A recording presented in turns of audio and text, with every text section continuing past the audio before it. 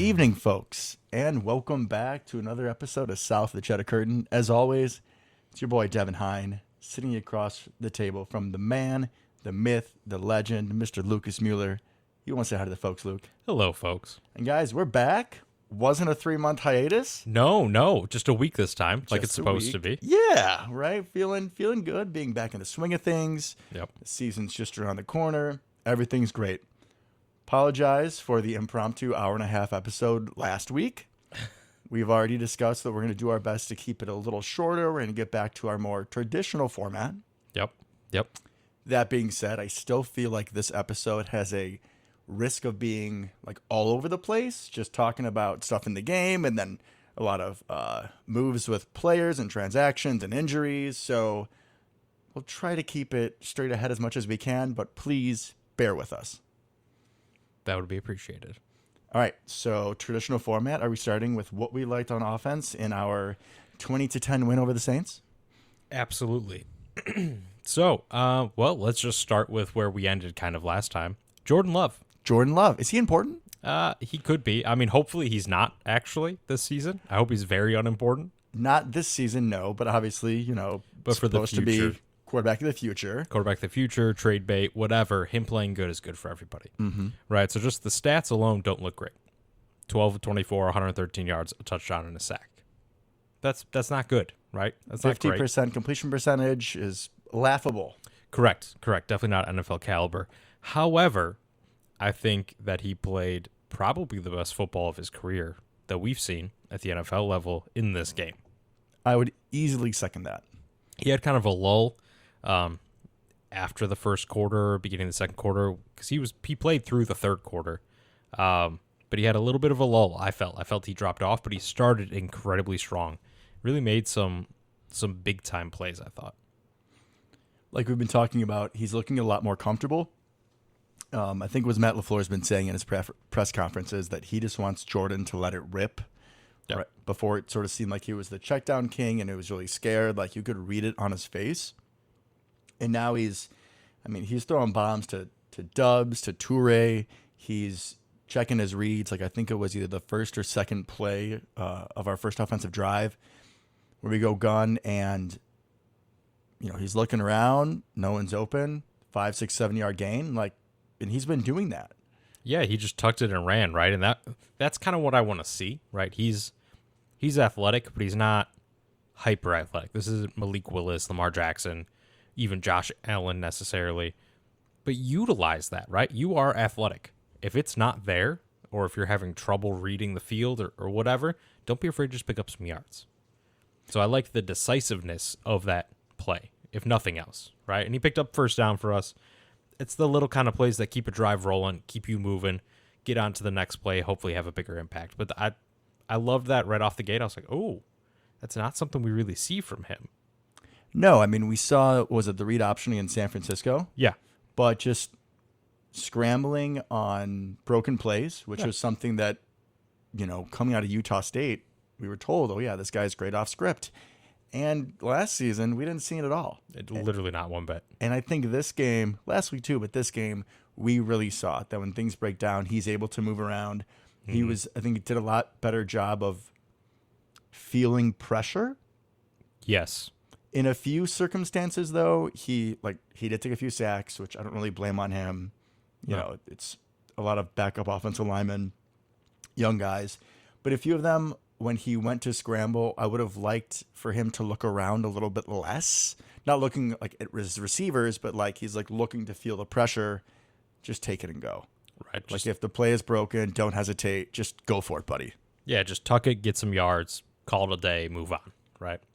I think there are a couple plays of his that really stood out outside of that first one. I'm glad you brought that up because that made me so happy, and it was such a small play, but something we haven't really seen from him.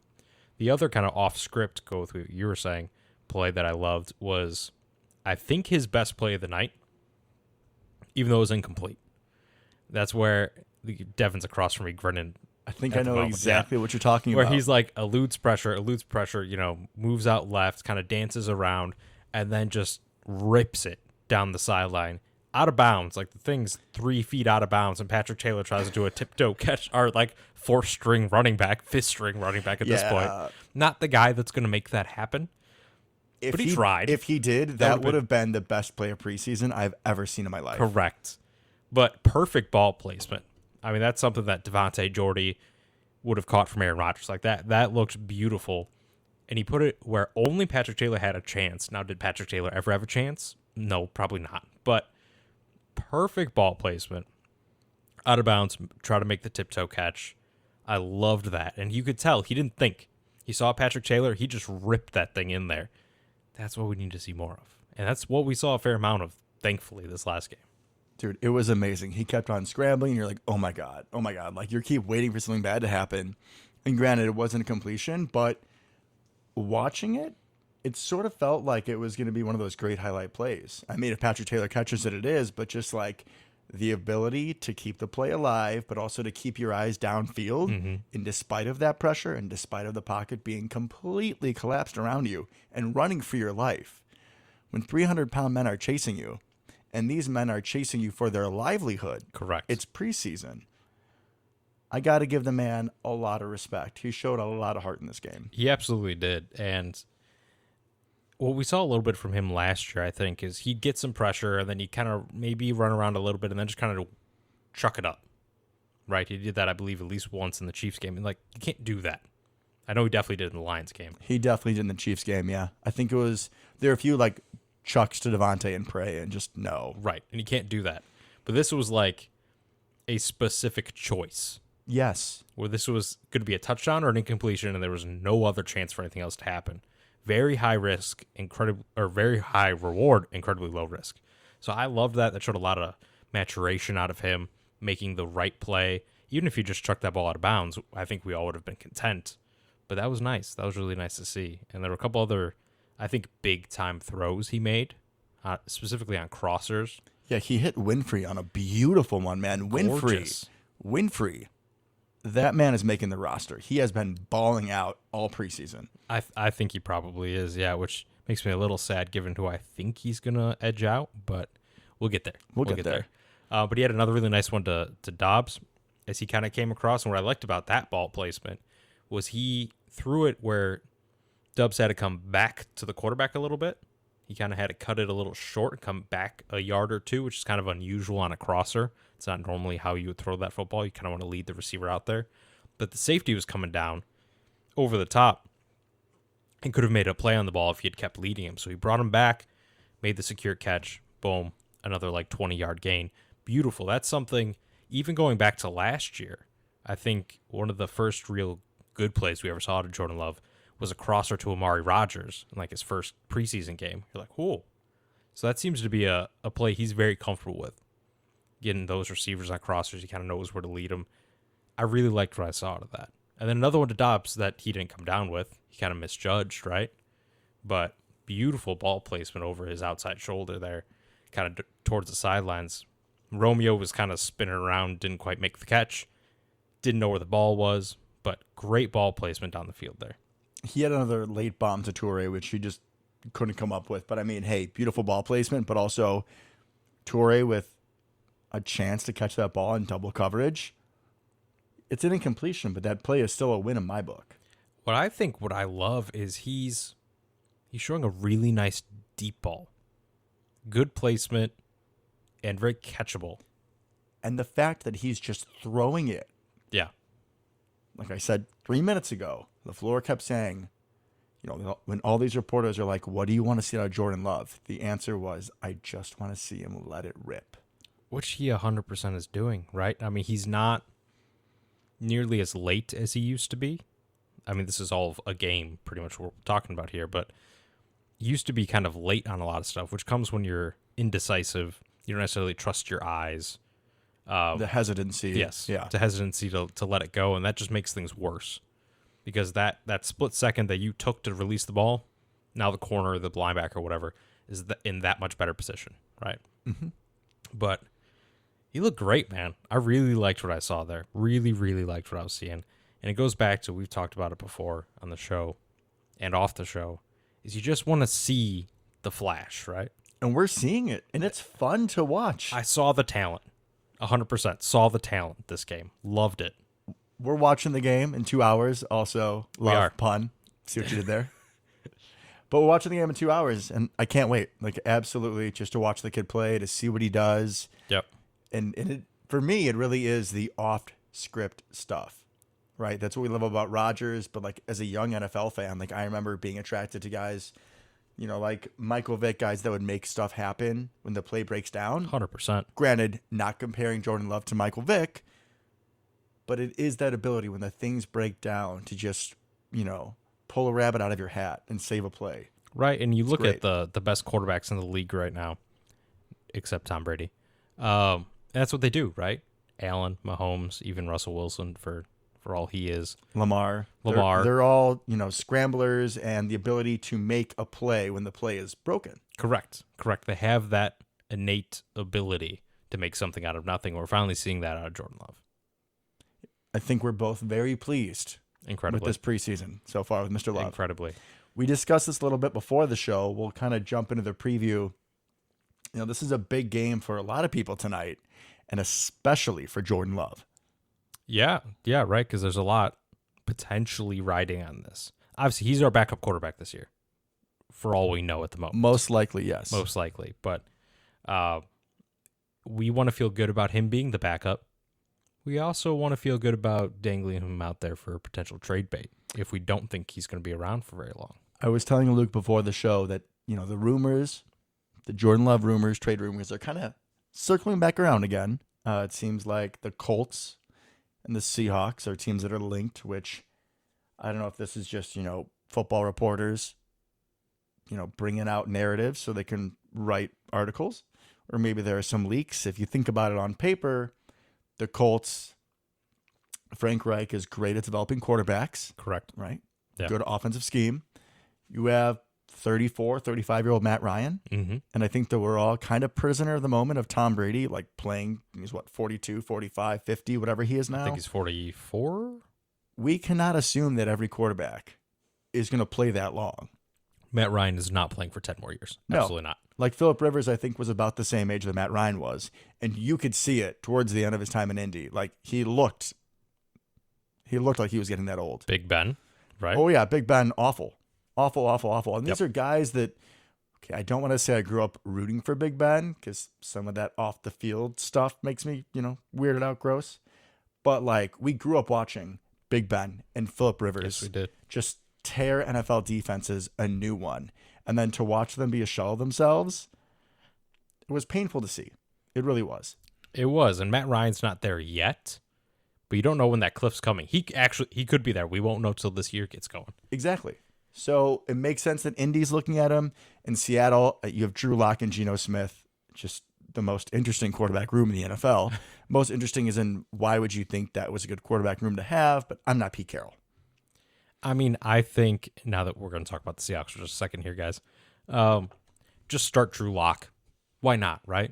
I mean, you're not going to win any games with either one of them. Drew Lock will at least be entertaining. You know, he'll whip the ball 70 yards and be dancing on the sidelines. It'll be for an interception, but it's fun, you know? Pete Carroll hates Drew Lock. Oh, 100% he hates Drew Lock. Like it's so easy to read the way he talks about them both, his facial expressions. Like, he is Team Geno all the way. And at this point, we know that Geno can't do much of anything. Yeah, that's one of the all-time quarterback busts. Yeah. So at least Drew Lock would be fun while you go down in a blaze of glory. A lot more highlights and lowlights, but without a a doubt. with Geno, it's just meh. Correct. Just meth the whole time. Probably like 4% or 4 yards per completion at best. Correct. Where Drew Lock's going to sling that thing over the mountains. All right, so let's circle on back to our team.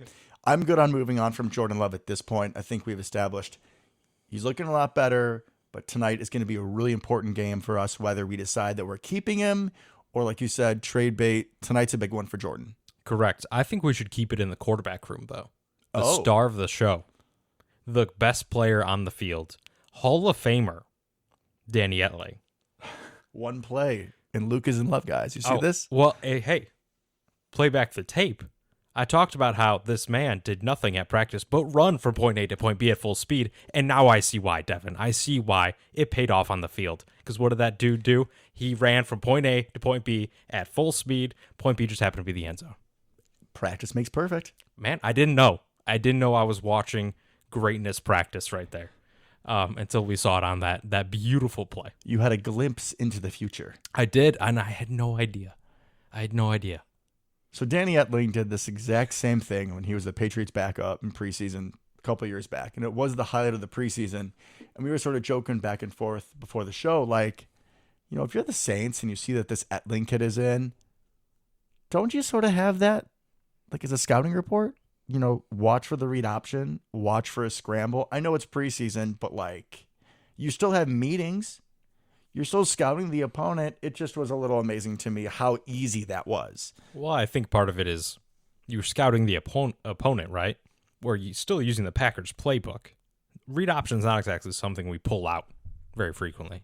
More lately, in the preseason we have been with J-Lo. Preseason we have been. I saw it a couple times, and when I was at training camp, it's a legitimate play in the playbook now, where I don't think it has been in the last couple of years. But I don't want to see it consistently with Aaron Rodgers. It worked once against Jalen Ramsey, and that was hilarious. But I'm going to pass on that pretty much for the rest of time. I imagine that is exactly the situation will be brought out again. You know, like a 2-point conversion play or something. Still makes me nervous. Maybe a little bit less nervous because we actually have an NFL quarterback that can come in and play now. Like, I feel so much better at this point, knock on wood, how tonight goes. But like before, if Aaron gets dinged up and has to come out, it's like, oh, God. Well, we saw what happened in the Chiefs game last year, right? Defense balled out, and J-Lo just literally did nothing. But this is a much different J-Lo. Completely agree. This is not J-Lo of last year. This is not Brett Hundley. This is not every backup we've had besides Matt Flynn and Scott Tolzien. I'm going to put Scott Tolzien in that category as well. Scott Tolzien is a hot take. Although spin move. Aaron Rodgers did compare Scott Tolzien to your boy. Which boy? Why am I blanking on his name? Third string quarterback. I'm having a night. Oh, third string quarterback this year? Yes. Danny Etling? Danny Etling, thank you. I have brain farts. I'm human We too. literally just talked about him for like 5 minutes, man. Yeah, but then you said Matt Flynn, and my brain just went in a whole another stratosphere. Do you need a moment over there to collect yourself thinking about Matt Flynn? All right, I'm good. Which, oh, by the way, Jordan Love does wear his jersey. Okay, fair enough. He wears number 10. It's a lot of pressure. There's a lot of greatness in that jersey. Okay, let's move out of the quarterback room. All right, so out of the quarterback room, let's stick on the offense. I think it's important for us not to go to an hour and a half episode, that we really key in on the key players on offense and defense. Guys that we're hoping to have a bigger role. Guys that are looking good, the guys looking bad. So on offense, Romeo Doubs continued to be Romeo Doubs. He had a beautiful mossing in the end zone where he just went up and over the cornerback, said that ball is mine. Great to see it. Oh, I love that. Especially that's not something that I would assume he has in his repertoire. He's not a small player. He's like 6'1". Yeah. But that's not necessarily, I don't think he's quite the build you would assume is goal line fades all day, you know? No, but when we saw it, I was like, Woo! oh, okay. All right, Romeo, I see you. I see you. So Romeo's looking good. I already mentioned, I think, Juwan Winfrey. I didn't look too in-depth in the stats, but when I was watching the game and watching the replay, I didn't see any on-target drops. I don't think so, no. There were a few that Love just missed, but Winfrey was money again. So his stock is definitely on the rise. I think after our last episode is when the Packers cut Dominic Daphne, and Luke immediately texted me like, oh, like, you know, who's going to be your new player to talk bad about? And I immediately said Tyler Davis, and I was hoping I'd be wrong, but yet again, Tyler Davis doing Tyler Davis things. Letting you down. Fumbles, more penalties. I don't know, man. I don't know. And he's tight end, 4? But a really key spot. We've talked about this because Big Bob is the only real vertical threat, traditional tight end. Mercedes Lewis is a glorified blocker that can get open when people forget about him. And Josiah has cemented himself as the fullback. Yeah, he's much more that kind of H-back, fullback, tight end hybrid kind of guy. Which he's looked good in. You know, I've liked what I've seen. On the counter leads, He's done well in the runs to the outside. And then the mirror of that play, when we do play action based off those counters, he's almost always open in the flat, and we'll get 4 or 5 yards. And honestly, he looked pretty good at the practice I was at, and I've seen some good things online about him in one-on-one matchups versus linebackers and safeties, and that really complemented his route running as well. So I think he can do some stuff, but yeah, he's still not going to be that vertical threat down the seam. That's not his game. You said it when Big Bob went down, and I did. was like, oh no, Josiah's going to do it just fine. I was wrong about that. So it would be nice to have another vertical threat tight end. Tyler Davis was talked up all offseason. He was supposed to be great. He's like 6'4", got a good frame for it. In limited action last year, he showed some potential, and this year, just not the case. No, really disappointing. At this point, I'd be shocked if he makes the roster. Pretty far fall for that guy. So maybe jumping a little bit for our preview for what we're looking for tonight's game, but the tight end position for someone pleased to step up, definitely something to watch for. Yeah, we got a couple new guys, right? Nate Becker and the other guy, your boy, my boy, Sal Cannella. Yeah, Sal Cannella. This guy definitely part of a mob or something for sure. Sal Cannella looks just like Justin Perillo, and none of you know who he is. Justin Perillo was a 3rd or 4th string tight end that we had back like 2013, 2014. This guy was a big frame, right? Not super fast, good blocker, long head of hair. This also sounds like Tom Crabtree to me. Kind of does sound like Tom Crabtree. Very similar mold. So this guy, Sal Cannella, he's like 2nd year in the league. He did play in the UCFL, so he's got some experience. And also he's in shape because he was just playing in the UCFL. USFL. USFL, my apologies. What did I say? UC. USFL. Whoops. He's 6'5". He's got good frame. I only really saw him in on some special teams reps. But I'm hoping with how bad Tyler Davis played, that Matt LaFleur is going to be really looking at the tight ends tonight. Between that and we have a couple other guys that we've given some snaps to, hopefully someone can make a jump and maybe take Tyler Davis's spot, or Tyler Davis can, do something. Maybe he redeems himself tonight, right? That'd be nice to see. Honestly, that'd be great. I don't really want to actively root against people, but when you're Unless your name's Dominic Daphne. True. Or Ty Summers. True. Yeah, Dominique and Ty, we're not friends. But I hope Tyler Davis just goes out and, has 3 touchdowns and his confidence is fixed, and that's that.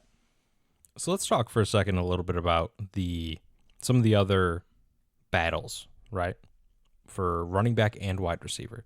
So I think you touched on Winfrey, right? And I assume that he would be probably our last wide receiver spot.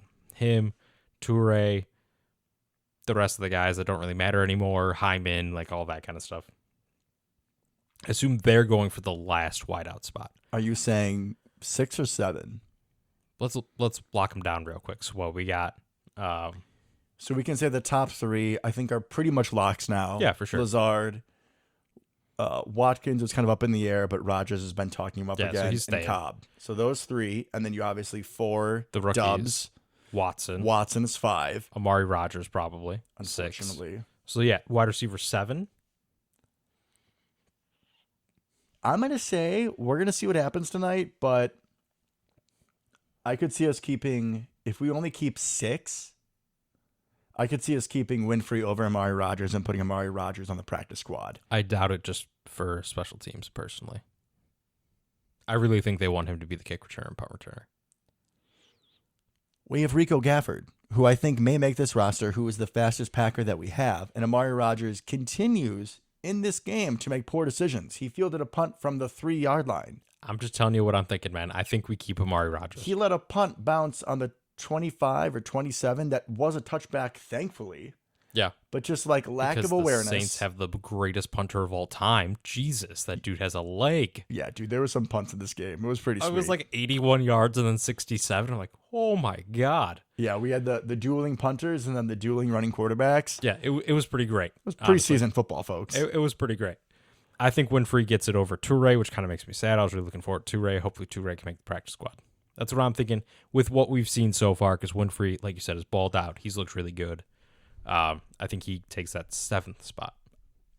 If we do not keep Toure on the active roster, I don't think we get him back to the practice squad.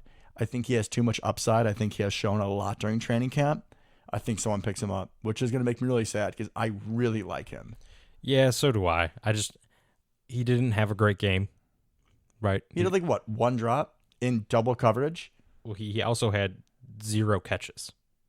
How many times has he targeted? Just one. You got to make the most of your opportunities, man. Okay, let's see what he does tonight. 1 rush for -2 yards. Okay. I agree. We got to see what he's doing tonight. So let's pause for a second. What can Samori Toure do for you? Deep threat, good blocker. I also believe, granted, he is a deep threat, but I believe if we get him the ball in space, he can make people miss. Devin, I don't disagree. I like Samori Toure. I just don't think at this point we're going to keep 8 wide receivers. And I understand that, but at this point, what can Amari Rodgers do? In theory or in practice? Because in practice. I understand what you're saying, Devin. I'm just telling you what I think is going to happen, not necessarily what I would do. But maybe the people don't understand what I'm saying, Luke. So lay it on me. What can Amari do? I think they want a backup slot. Honestly, I think that's part of it. How big is Toure? Put him in the slot. I mean, you could put anybody in the slot. Winfrey in the slot. Are you going to be comfortable with with that? that? We had to put Winfrey in the slot. Yeah. Well, we had to put everybody everywhere at one point last year. Worked okay. Anyways, I think they want a true backup to Cobb. And they want somebody that can do the punt returner, kick returner, and they can just forget about it. And on paper, that's Amari Rodgers. I think he's going to make this team for those reasons. And he had a really nice catch over the middle. You're not wrong. And he did have a nice catch over the middle. It was great placement by Love behind him to kind of take him away from the oncoming defenders. That was really nice. Thank you for getting back to that because you mentioned Love taking care of his receivers earlier, and that was the one play I wanted to come back to. Yeah, that was great because if you lead him, it's an interception or the dude's head's getting cut off. Or it's a drop because he had another one of those. He did. No, 100%. He had a bad drop. I'm with you, Devin. I'm with you. I'm just telling you what I think is going to actually happen. It's just frustrating to see this guy who was touted as being a gadget player and elusive, and he just doesn't have it. Like, the kick return, he followed his blocks, which is good vision. But like we've tried to get him, I think there was a bubble screen in the Saints game, and like it's him one-on-one with somebody. That's the ideal scenario, right?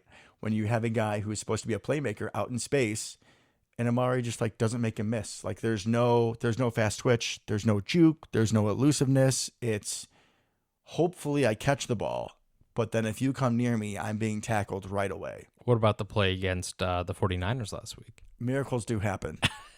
I don't disagree. He is less twitchy than I would like. He's not like young Cobb. Young Cobb was twitchy, right? He was quick and elusive. He's supposed to be, right? He's the same. Is this like sizist if I say this? If you're that small, you have to be twitchy. No, to make it to the NFL, I think you do have to be twitchy. You have to be twitchy not only like just to be versatile because then you can't really go up and get it over guys, but also like you're a little dude. You have to be able to evade those big hits, and he just can't. I mean, he hasn't gotten clocked so far, but like in the open field, he's not making people miss. No, he really isn't. He really isn't. So maybe he proves us wrong this week. Maybe he comes out, has a great game tonight. And I'd be really happy to see that. Again, I guess Dominic Daphne is gone. Like, I'm not trying to hate on Amari. I'm just being honest.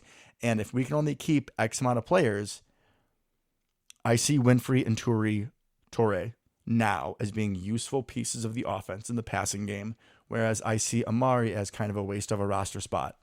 Prove me wrong tonight, please. Did you see that they in practice they had him line up in the backfield a couple times? Why? Because we like doing that. I don't know if Devin. And I know we do, right? We did it with Randall Cobb back in the day. We've done it with Irvin. Was fun. We've done it with Swerve and Irvin. Swerve and Irvin, Tavon Austin. Way more useful. And he literally didn't really do anything. Those jet sweeps, he was fun when he got the ball in his hands. But he almost never got the ball in his hands. It was always a decoy, which is fine.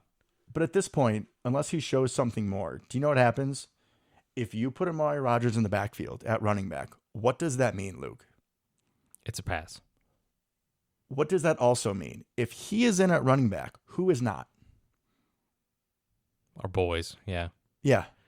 Aaron Jones and A.J. Dillon, who I'm going to say, my humble opinion, we have the best running back tandem in the league. There's not a different one that I would want. It's us and the Browns, really. That's what you're looking at. I think he's probably on the field with one of those two in the backfield. Would be my guess. We'll see. I don't love it. I'm telling you, that's just another thing they're trying to do with him. If they're willing to move him around that much, I assume they're going to be willing to keep him on the roster. Time will tell. And then offensive issues, offensive battles, tight end, or do you want to talk receiver? No, more? running back. I think running back's really the only Okay, other we got one. a running back. I think tight end kind of is what it is. We're going to have some schmuck playing fourth tight end, and it's Not be if what it's my be. boy. Not if Okay. it's whatever his name is. The UCLA guy with a bull ring and tattoos, he's 6'5". I love him. I know you do. If he makes the roster, Razul God might be in trouble. He might be my boy. He's my boy on offense, at least. We'll say that. That's fair. That's fair. Goodson's got to be the running back, right? Oh, he has easily. to be. Easily. He is so much better than the other two. I want to pause and give you some credit. So I often re-listen to our show to make sure I'm not repeating myself too much. And just last week, Luke was really harping on the fact that, we have AJ Dillon and Aaron Jones, and they're solid and they're set and they're the starters. And then Kylan Hill looked good last year, and he's sort of like up in that upper repertoire. Yeah. And then you have Goodson, Patrick Taylor, and now Dexter Williams. The BJ Baylor, I think, has been cut, so he's gone. Mm-hmm. Goodson is leaps and bounds better than the other two that we have. Oh, without a doubt. He is good out of the backfield catching. He is quick, but he also has beautiful vision. Rewatching some of the tape, we're running a lot of counters or like runs to the outside. So many of his biggest plays weren't running the counter, weren't running the designed play. You often look for a cutback lane, right? If there's an open lane, maybe where the play isn't designed to go, but you have an opening, you take it. Especially considering we run a zone run scheme, right? Mm-hmm. So what that means is all the offensive linemen kind of block to an area. They're not like manned up on the center versus nose tackle necessarily. They go to an area and block that area. And the beauty of that, and it kind of coming out of the Mike Shanahan offensive tree type of thing, which is why the Broncos had 1,000-yard rushers literally every year with anybody that decided to put on a uniform for them for a while. Like 10 straight years. Correct. Forever. Is that anytime there's a hole, you're just one cut away from finding it, right? Mm-hmm. If a hole opens up one slot over from where you anticipated, no problem. Foot on the ground, boom, there you go. And Goodson's really showing that he has the ability to do that. Dexter and Patrick Taylor, which guys have been around the Packers for a while. I remember we did say nice things about Patrick Taylor last year against the Lions. Yeah, he's had some kind of nice a carries. Big bruising guy. But what we also talked about is that both these are guys where they're slow enough to the point where like there's a hole and they don't get through fast enough so a defensive lineman can grab them. And they're good for like 2 or 3 yards of carry, and that's it. It's not what we want when you have a guy who breaks off 7, 8, 9. And again, reportedly, he's great out of the backfield. Haven't seen it a whole lot yet, so I hope we throw him a screen or two tonight. But based upon, what running backs normally do out of the backfield, it's usually shorter routes. It's another opportunity for him to use the strength that is his vision. I can't wait to see it. Yeah, kind of some elusiveness there. He gets through the hole where the other two just kind of get to the hole. And then make a new friend and go to the ground. Yeah. Correct. So I'm really excited about him. I'm kind of curious what we're going to do long term with him and Hill. Are we going to keep 4? Maybe.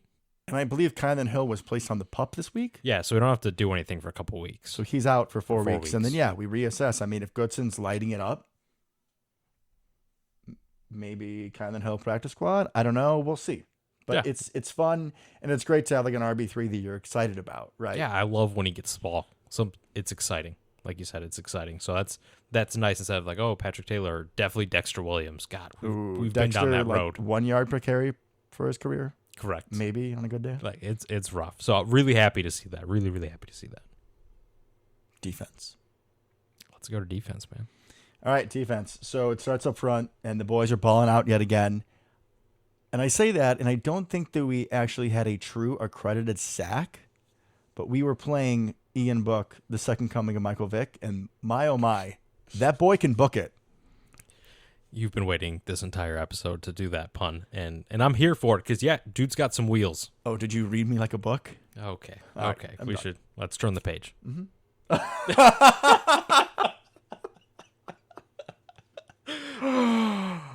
I am so proud of you for that. Thank you. Thank you. Did you guys hear that, folks? Did Luke Mueller just one-up me on a dad joke pun on our show? I absolutely did. That's a career first. By golly. All right, Packers winning tonight. I feel that. So, defensive line. Obviously, we got Prophetstown's own Jack Heflin. Oh, thank you. Thank you for that, by the way. Love that. So, he's doing work. Consistent effort, getting disruption to the backfield. Chris Slayton had a sack late, which was called back on actually, it was a Jack Heflin penalty, hands to the face. Mm-hmm. We talk about this sometimes where we're analyzing a game, and even if, the play is taken away, I think it's still important to talk about, depending on the situation. Yeah, in preseason especially, it still counts towards signs of their development, right? Or who they could be as a player going forward. So Chris Slayton, I think, is balled out all preseason. He's the better Slayton at this point. And I had no idea who he was 2 weeks ago. I think I told you when he first came out, and it was like tackled by Slayton, and I saw number 60, and I was like, that is not what TJ Slayton wears. Did he change his What number? is going on here? And now we got two of them. And it's a little bit of extra spice because he comes from San Fran. Ooh, I like that. I So, like that. a little vengeance. I mean, they did take multiple of our players. Oren Burks. Was that it? No, they took the corner. Oh, yeah. Kadar Holman's over there now, Kadar too. Holman. Yeah. Guys that I'm really losing sleep over. That you're happy are gone. Yeah. So we had the taken away sack for Chris Slayton, and then also J.J. Anagbari had a sack that, he unfortunately got Ian Book by the horse collar, which isn't beautiful to see, but the way that he just threw that man to the ground with his strength. Oh, loved it. And they Domination. showed, right, when he got the sack, they kind of showed some replays of other plays where he got really close to a sack that kind of showed that it was probably frustration that he just flailed out to finally get it. But if you're that close to a sack every play, that's great. And oh, by the way, pretty soon you're going to be playing with Kenny Clark, Devontae Wyatt, Rashawn Gary, right. Dean Lowry. Or even if you don't get home, your pressure's probably going to cause a sack somewhere else. Exactly. And also, most quarterbacks aren't Ian Book. Yeah, not great throwing the ball, but dude's quick. I wanted to say he can book it again, but I held it in. Dude's quick. He's got some wheels. I'll bookmark that for later. Oh, God. He's elusive. He's an elusive He one. is, So he most is. quarterbacks, Kirk Cousins is not doing that to us week one. It's just not happening. Mm-mm. So, yeah, really liked what I saw from him. And then as far as other linebackers go, Ladarius Hamilton's looks pretty good as probably linebacker 4, right? I was going to backer say, 4. because I think J.J. Kingsley, whatever you want to call him, Enigbari, he has the third spot locked down. Yeah, I think he's locked that. That fourth spot is really open. Hamilton's made a good push. And again, fans of the show are probably like, guys, why does that matter? Because, my friend, we do 2x2 rotations. Yes. 3 and 4 will very play. solidified, yeah. So I remember it was one group for first and second down and then one group for third, or maybe first and then second and third. So whether it's Randy Ramsey's gone, but he was a staple for a while. Right. Jonathan Garvin, Tipa, or Mr. Hamilton. Hamilton, and then JJ, yeah. So that's another position to watch for tonight. Who's going to win that fourth outside linebacker job? Yep. Be fun to see. It's an important job. And also that's a position that you could easily get injured at, right? One injury, now all of a sudden, the fourth one and the third one are playing really meaningful snaps. And that means a lot significantly. when you're also taking Rashawn Gary and Preston Smith's spot. Correct. We can't have a complete fall off in production there. No. You can't be useless. It would really change the scheme if we had to. Right, because now we're going to rely on the pressure and the skill sets that those two bring because they're such an important part of our defense. Now, a position where there is no battle, there's just dominance. This middle linebacker core, I'm going to say it now, looks like the best middle linebacker core that I can remember as a Packers fan. I think I probably agree with you because of the depth. Obviously, we've had I want to say great. We've had very good inside linebackers, right? We had Nick Barnett, we had A.J. Hawk, Desmond Bishop there for a couple years, right? Mm-hmm. We've seen high-level play. But that was one guy. This depth is insane. It's incredible, right? So, Devondre Campbell obviously isn't playing. It's preseason. Quay Walker, he didn't super jump off the table, but on Ian Book's scrambles, he's one of the guys to clean him up. He does seem to be in the right place at the right time, which is all you can really ask for as a rookie. I'd like to see some more splashes, It would be nice. but I think he'll be fine. But, the Steelers are the show on defense, especially against the Saints. McDuffie and Barnes Isaiah balled out. Isaiah McStuffy. You I mean, go towards him? He was flying around. There was no hesitation. No. You think about, especially defensive guys early on in their career, you're so scared of making a mistake. And we always talk about this, right? You can't play afraid. The best decision is making the right decision. The second best decision is making the wrong decision. The worst decision is not making a decision, which in NFL terms means you're playing scared. You're playing slow. You're not jumping that gap, even if it's the wrong gap. Yeah, a lot of what defense comes down to, and all levels of football, right? I experienced this a little bit in high school, and I know obviously it gets magnified as you go up, right? Is you have to be able to see one thing. You have like one key and fire. Go. Whatever that means. Don't doubt it. Right. Go. That means you're bailing because you think that wide receiver's running a go route. That means you're attacking because you think, oh, this gap's about to open up for the running back. Whatever it may be, you got something you're looking for, you're keying in on, and then fire. Just go, hit it, do whatever you got to do. And that's no hesitation from McDuffie or Barnes. They looked like men among boys. I said this before the show, and I'm going to get some flack for this, and I don't really care. Some of Chris Barnes' plays looked like something out of a Ray Lewis highlight film. I'm talking about just tracking down like ball carries out of the backfield, like on short dump offs. He had a couple pass breakups, but also like guys just getting the ball dumped off, and then he's dumping them off. Like down by the river is how hard he hit them. I mean, he crushed some people, and I loved it. And one play I want to bring up, because I watched a little bit of highlights right before this, just kind of get into the groove, right? Mm-hmm. And McDuffie on a screenplay. So the Saints ran a quick screenplay to the running back. He weaved through some people, made a good gain, and then McDuffie's running up there. There's a lineman between him and the running back. So it's sideline, running back, lineman, McDuffie. And McDuffie makes a brilliant decision here. Knows that, hey, the lineman's going to block me. I can't do anything about that. So what am I going to do? Just straight up chuck the lineman into the running back and knock him out of bounds. Never touch the running back. Running back ends up laying on the ground out of bounds because he just chucked the lineman at him. Love that. It's perfect. Isaiah out here making biblical plays. I would expect nothing less. Oh, my God. And yes, Chris Barnes is not Ray Lewis. However, he played with so much aggression in that game where he was flying around. And if our third and fourth string linebackers are destroying people, and I get they're playing against backups, right? I understand. Chris Barnes is a starter in this league for most teams, or at least a lot of teams. He started for us, right? If our depth is destroying people like that, I cannot wait to see this against live, real competition come week one. And I do hope in like third and fourth and short situations, I hope the Barnes is part of that package. As much as I love Quay Walker and what I think he's going to become, I mean, Chris Barnes, I think, is the heaviest hitter on this defense. And it's awesome because he's such an evolved version of that kind of secondary thumper linebacker we've had a million of, and they've all been not great.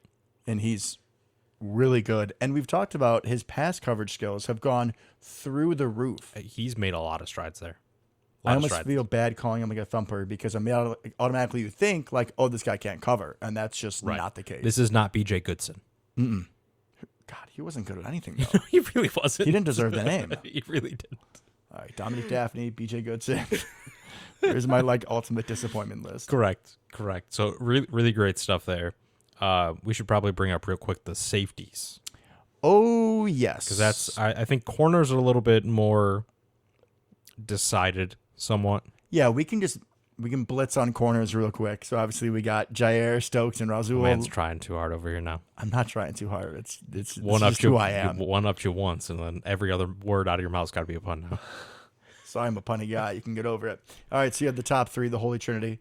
And then you got Keyshawn Nixon, I think, is 4. Shamar is 5. And then if we keep 6, like Rico Gafford's kind of a project, right? Probably Gafford or Ento, right? One of those guys. I'd probably take Gafford just because he's a little bit faster and he's have a pick. Right, and he's a project we haven't had for a year or two, which Ento is. So, yeah, I'm fine with taking a new project. That's fine.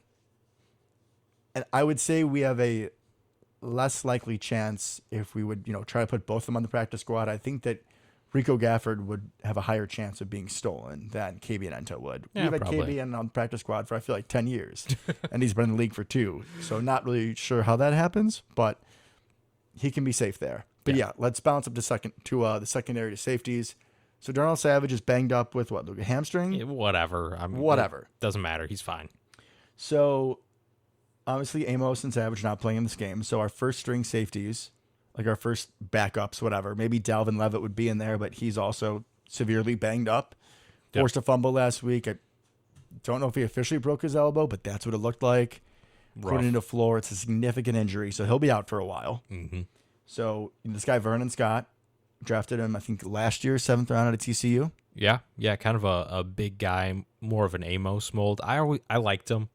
And he was getting a lot of third safety He was reps. safety 3. Yeah. Well, he had a rough game, and then we cut him afterwards with like an injury designation. So Right, which means we can't bring him back. He can go sign with another team, but he can't come back with us. So he's gone. We also have Sean Davis, who started next to him, who I like, but when I'm watching the film, he's raw, right? All these safeties that I like, they're raw. He did have a nice fumble return, but it was just right place, right time. Yeah, it's not like he forced it or made a great play on the ball or anything. No, he was there. Missed a bad tackle on special teams, Yeah. which the kicker thankfully tackled the guy, or else it would have been a kick to the house. So we're still working on special teams as well. Thankfully, we have a backup kicker we can just sacrifice during the preseason. Yeah. Hopefully we don't need him. As much as I, tease the Silver Fox, these street kickers. Well, real quick, I'm sorry. Did you hear about the Jaguars? Oh, fill me in. They had 3 kickers in a kicking competition. Ended up cutting all 3 of them. So They just signed a new one this week. Trevor Lawrence today. kicking, maybe? Maybe. So Versatile? here's their kind of last shot here. So if you have a kicking competition, then cut all of them. That's a problem. Yeah, you have to be real bad. Yeah, like they all missed all their kicks. Everyone just go home. You're fired. All of you. I think like one of them got injured, so kind of got cut with the injury designation type of thing, and the other 2 just sucked. So back to the safety room.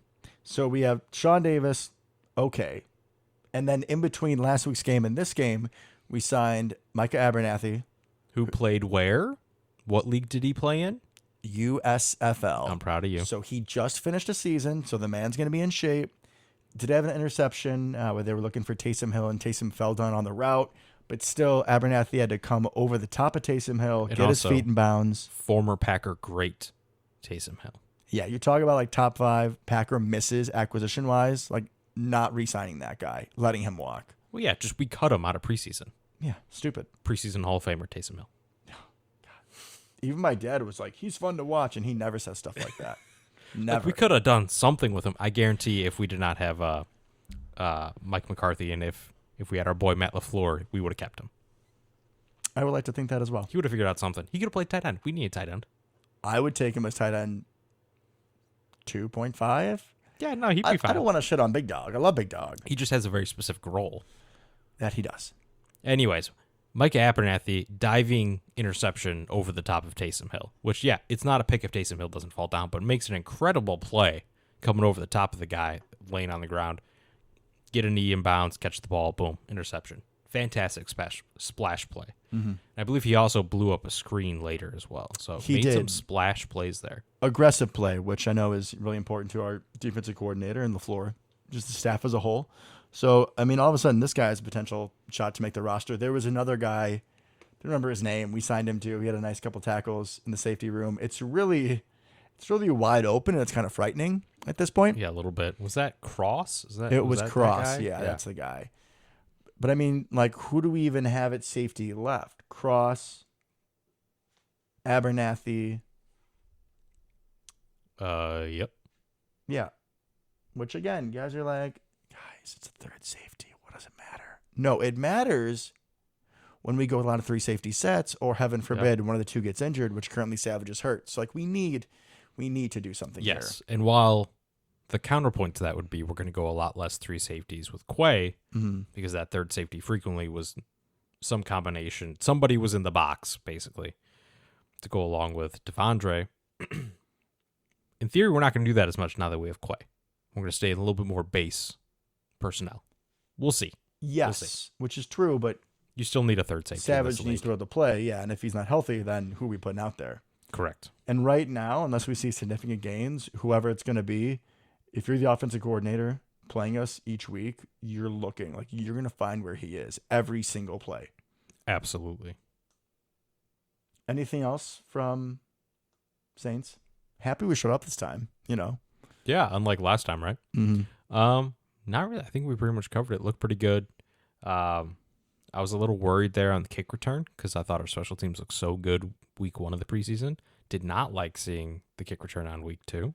Yeah, bad kick return. We had some bad punt returns that we kind of talked about. Not great special teams week 2. Inexcusable 12 men on the field. Flashbacks, man. Getting flashbacks to incorrect numbers of people. Now, I will say this. The only time I will ever give an excuse, not an excuse, it shouldn't happen anyways, for special teams, is in the preseason, right? Because you have dedicated groups of people for all these teams, right? So you have the dedicated field goal team. You have the dedicated punt return team, so on and so forth. And in preseason, this can kind of get jumbled up because they want to see people in different spots, that kind of thing. That doesn't really happen in the regular season. You kind of set it and forget it for the most part, unless there's an injury. And as we talked about, we signed multiple guys in the defensive secondary, like backup safeties who, oh, by the way, if you're going to be backup safety, that means you pretty much have to play on special teams. So there was a lot of those guys getting in time. So like you said, I mean, kind of grain of salt, but it's still disappointing to see. Yeah, I still don't want to see it from a structural and procedural standpoint, but I can kind of understand it. We'll see what this week looks like. On to the Chiefs? Yeah, on to the Chiefs game. All right, let's talk about who are the Packer players who need to have the biggest games tonight. We probably already touched on this, but let's just hammer it out.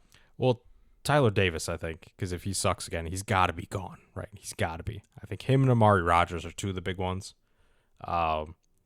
Yeah, for roster safety, I think those are the two biggest ones. I mean, for overall performance, I would say that Jordan Love, we've talked about this. We want to see him just continue to build on what he's been doing the last couple of weeks.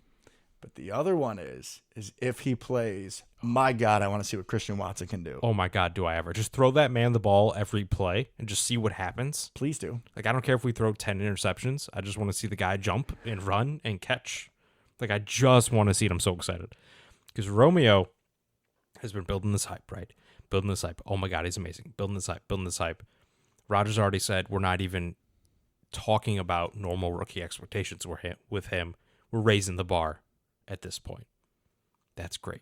Christian Watson's supposed to be better, in theory. I mean, Romeo is more of a tactician, more of a technician, right? A little bit more skilled, well-rounded. But Christian Watson could just be a monster. Yeah, we said before, like after the draft, that Romeo Doubs appeared to be the more pro-ready receiver, which doesn't make a whole lot of sense. You're taking him in the 4th round and Watson in the 2nd. But yeah, man, I can't wait to see what he can do. And from all the interviews, Watson seems like a real team-friendly guy. And I don't think there's any animosity toward Doubs, but like as a man, you got to be like, listen, I came in here to be the dog, and I'm going to show you what's up. Yeah, like I got drafted to be wideout number 1 at some point. I'm going to show you why. Exactly.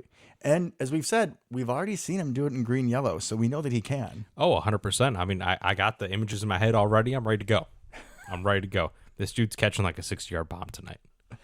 So it'd be great to see him. I think that Goodson, it'd be good to see more out of him, but he's pretty much solidified his spot. I think so at this point. I know Patrick Taylor's supposed to be very good at pass pro, but at this point, I'd rather use that kind of back into the roster spot on potential, personally. Yeah, unless you have absolutely zero IQ out of Goodson at pass pro, I would take his upside over Patrick Taylor's one strength any day of the week. 100% correct. And then I think on defense, the only really thing, I guess, we are watching the 4th outside linebacker spot. Yeah, I think that's fair between Hamilton and the rest of them. But for me, it really just goes back to safety.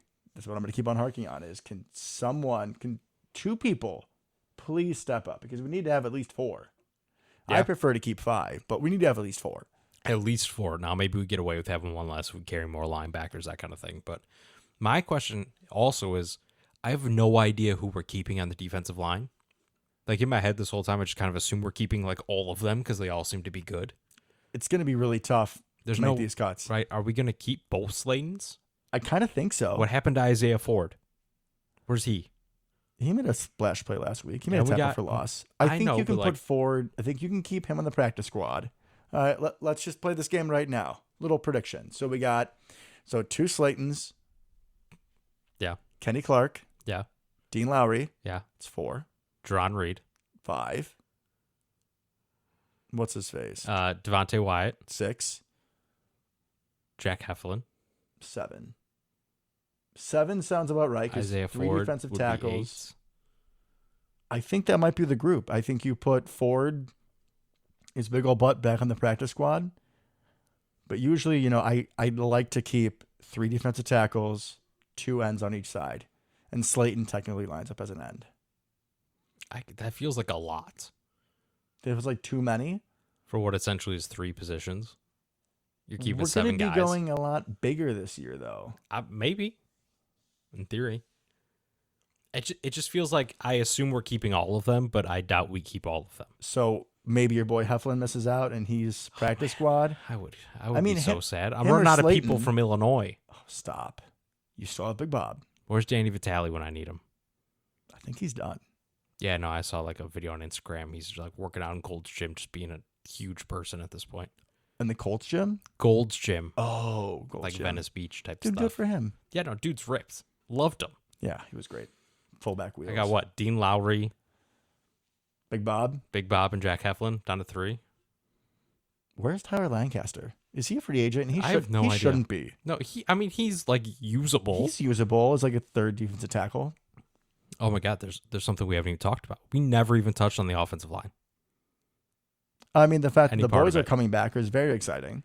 Well, yeah, but like Jack Hansen, is he actually Jake Hansen, whatever his It's name is? Jake Hansen. It's Jake Hansen. Is he actually going to start at right guard? There's no way. No. Well, so, all right. Yeah, we should have hit on that at some point. Elton Jenkins is back to practicing at right tackle. Bakhtiari he's back now, right? At left tackle? I think so, yeah. Or he's at least off the PUP, whatever. He's Yeah. scheduled to play week 1. In theory. So if we go Bakhtiari at left, you go Elton Jenkins at right tackle. I believe you move Royce Newman back to right guard. You have JRJ at left guard, and you have Josh Myers at center. You got a whole lot of man and a whole lot of excitement. Well, I think maybe. Does Royce Newman stay there? I mean, Zach Tom's been playing. Zach Tom's played literally every position this preseason. Is he potentially a guard option? Is he potentially a tackle option? Caleb Jones looked really good, I thought, personally. I got to show. He was nice to my grandma. I got to shout him out literally at least in the preseason. He has to get a shout out every episode. I wanted to bring him up too because I think when you're watching a lot of NFL games, it's really hard to tell the size of some people. Correct. Like even Derrick Henry, who was just a behemoth. Like you don't really see it until you have a different camera angle of like him and Deion Lewis next to each other, who is this little like 5'9" scat back. But just the angle of the broadcast, unless they go like in the huddle, it's hard to tell. Right. Except for Caleb Jones. Oh my Lord. Watching that man. He's so much bigger than everyone else. He is the mountain. That is his Literally nickname. is. He's so big. And I thought he actually looked good. Like legitimately. Yeah. You worry about guys being, if they're that big, right? You can't be low in your stance. You're, susceptible to more moves and being off balance. I thought he looked great. He showed some power. He looked confident. Yeah, I heard he lost some weight coming in because when we signed him, he was a little heavier. Lost some weight to try to get that agility. He's all the way down to like 370. Yeah, So, he was like north of lightweight. 4. Lightweight right there. But I thought he legitimately looked good. Maybe he played into why Cole Van Lanen, the Green Bay kid, he went to high school in Green Bay. Mm-hmm. Maybe that's part of why they let him go. Wasn't Cole Van Lanen more of a guard? Or are you just talking like numbers? I'm talking numbers. Yeah. I was going to say with Cole Van Lanen, he was one of our backup offensive linemen, was traded to the Texans? No. That was Jaguars. Jaguars. One of those. For a 7th pick. No conditions. Straight up 7th rounder. Straight up 7th rounder. Same thing we got for Kadar Holman, I believe. We weren't going to play either one anyways. Doesn't matter. So, yeah, perfect. So that makes his path to the roster even easier. I mean, it shouldn't be that difficult. Like, what other, off the top of your head, so if we have our starting 5 back, what backup offensive lineman do we have? So then Jake Hansen. Jake Hansen for sure, right. I thought we were going to keep Cole Van Lanen. Sean Ryan. Zach Tom. Rasheed Walker, maybe. And your boy. Is he still a person? I think Caleb Jones. It's nice to have like a whole second team line. So I think that works. I think so. Who's the backup? Oh, Jake Hansen's the backup center. Mm-hmm. And he Okay. did have some snaps at center against New Orleans and did fine. Just Yeah, that's fine. good to give him some snaps, right? That's fine. And Literally. Zach Tom can play every position, so you're fine with him. Ryan can play guard for sure. Yeah. And if Zach Tom beats Newman out or whatever, however that works, you got Newman. I feel pretty good about it, but it feels like Caleb Jones legitimately is going to make this team, which I did not believe a month ago. Yeah, he's totally making the team. The other Penn State tackle, Walker, I mean, he might make the practice squad, but I wouldn't be surprised if we keep him. Neither would I. Super raw. I think he may have been dealing with an injury as well. I think. Maybe just practice squad him. Make Make him like Yash 2.0. It's fine. Caleb Jones is supposedly, well, at least people thought was Yash 2.0. That's a high bar now. That's actually a very high bar. Legitimately, we just kind of like kept Yash just hidden for 2 years and then just kind of whipped him out when we needed him one time. And poof, here's this fully formed lineman. That can go up against Joey Bosa and do just fine. Correct. Who was a giant that like super raw, bad technique. And within 2 years, we got him to potentially a starting NFL caliber lineman.